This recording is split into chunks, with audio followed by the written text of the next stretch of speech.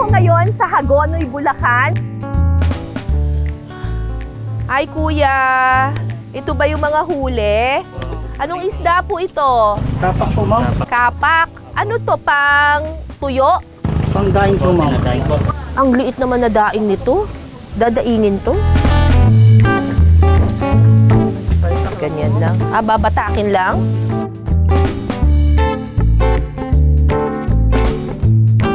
Itong isdang kapak ay hindi daw kumakain kapag gabi. Ano siya? After 6. Charot. Nagda-diet, intermittent fasting. So, dahil hindi daw kumakain tuwing gabi, itong isdang kapak, ang sabi ng mga mangingisda dito, malinis daw yung kanyang bituka. Therefore, hindi na daw nila kailangan linisin pa. So, anong tatanggalin lang natin pag nilinis? Abdo po. Abdo lang? Eh, yung hasang! Tanggalin po. Tatanggalin syempre dapat yung hasang. Sumabit na.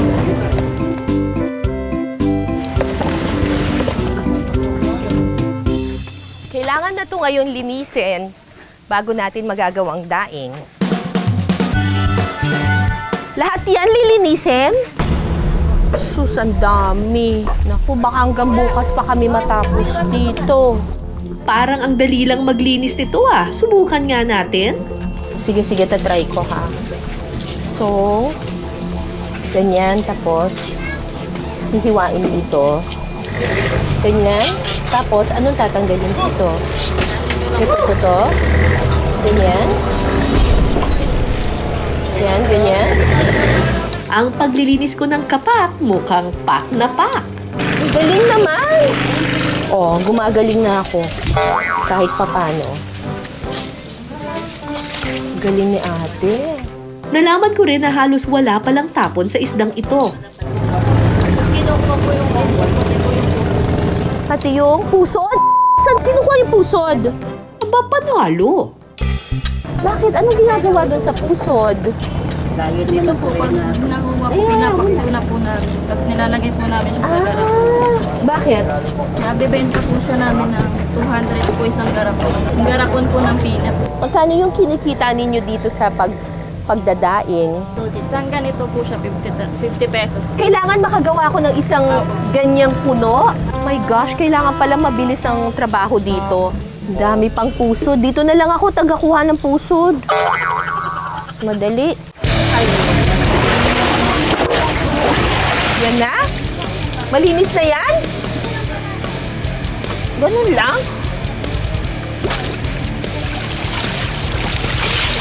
O yan, malinis na. Karaniwang binubudbura ng asin ang isdang gagawing daing. Pero dito, may kakaibang paraan sila ng paglalagay ng asin. Ano laman po nito? Tubig?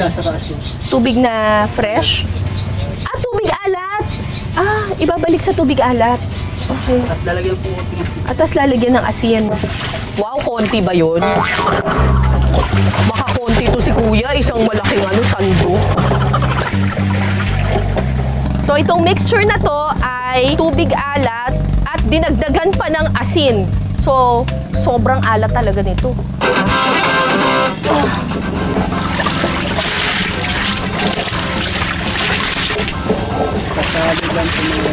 Hahaluin. Paano ko malalaman kung tumulab na yung asin? Anong mararamdaman ko? Hindi pa talaga. Ah, pag madulas pa, ibig sabihin hindi pa. Ang asin kasi nakakapagpa-dehydrate siya nung isda. So, kanina di ba meron siyang mga slimy pa na texture. So, kapag tumalab na talaga yung asin sa kanya, mawawala na yung moisture na yun at saka yung mga slimy texture niya. O, testing! Magalas na. Pwede na po ibilad. Pwede na tong ibilad. Paano po? Igaganyan lang? Ganito? Gaano katagal po ito ibibilad, Nay? Pag ganito ang panahon, isang araw, tuyo na to. I mean, daing na to. Sa hapon lang ho. Sa hapon lang. Yung asin kasi, it's a natural disinfectant. Ina-absorb niya lahat ng moisture and therefore lahat din ng bacteria. Tapos ibibilad mo siya sa araw para tuluyan siya talagang mag-dry up. at mamatay lahat ng mga bakterya. Tatagal ngayon yung pagkain. It's an ancient way of food preservation. Maraming mga lugar sa Pilipinas, lalo na coastal communities, may ganitong tradisyon o kultura ng pagdadaing. Pag nakabuo ka ng isang ganito, 3 piso ang kikitain mo. Share kami ni nanay kanina, so 150 lang ako. Okay, tapos na tayo sa pagdadaing, pero hindi lang pala daing ang ating titikman. Nakakatuwa talaga tayo mga Pilipino. Pagdating sa pagkain, wala talagang tapon. Bukod sa daing, alam nyo ba na kinukuha rin nila dito sa Hagonoy ang itlog ng isda. Pati ito, alam nyo ito parang garbanzos. Pusod po yan ng isda. At mamaya, titigman natin ang kanilang specialty na pusod at itlog na ginisa sa kamatis. Pinapaksiw daw nila ang itlog at pusod ng kapak para mapreserba ito. Paano nyo na-discover na pwedeng kainin yung pusod? Tinuro lang din po sa amin ng mga matatandang mga kinagisna namin.